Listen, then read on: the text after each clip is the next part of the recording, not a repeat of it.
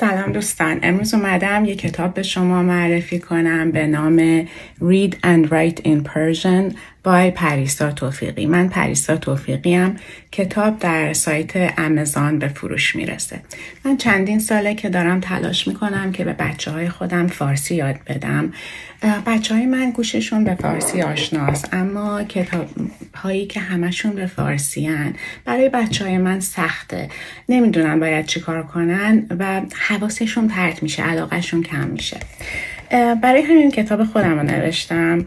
توی این کتاب اومدم همه چیز رو به انگلیسی توضیح دادم. همه حرفای الفبا رو به انگلیسی توضیح دادم. بعد برای بچه ها تصویر نقاشی گذاشتم که بفهمن معنی هر کلمه‌ای چیه، بهتر بفهمن. من حالا به شما یه نمونه نشون میدم.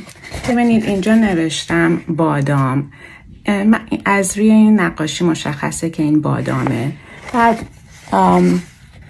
اینجا نوشتن بادام به فارسی است، معنی بادام هست و اینکه چجوری بادام رو بخونیم هم اومده.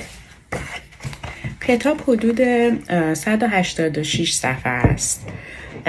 داستان‌های زیادی داره. داستان‌ها نزدیک به واقعیتن، یعنی میتونن واقعی باشن.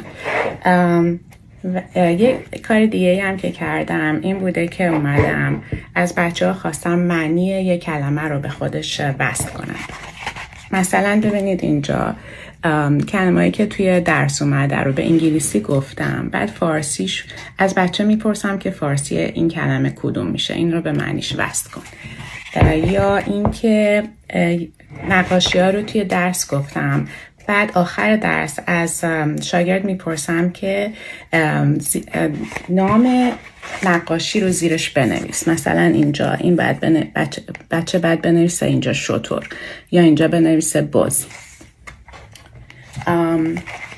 اینجوری فهمیدم که بچه ها علاقهشون به فارسی بیشتر میشه، بهتر میدونن که باید چی کار کنن، معنی کلمه ها رو بهتر میفهمن و اینکه اون زمانی که ما داریم فارسی درس میخونیم یک برنامه منظم داریم، میدونیم که گام بعدیمون چی هست، چی کار باید بکنیم.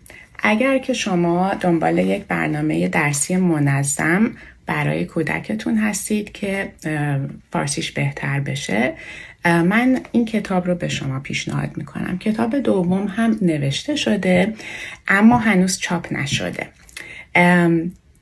اگر پرسشی دارین از من بپرسین، خوشحال میشم راهنماییتون کنم. ممنونم.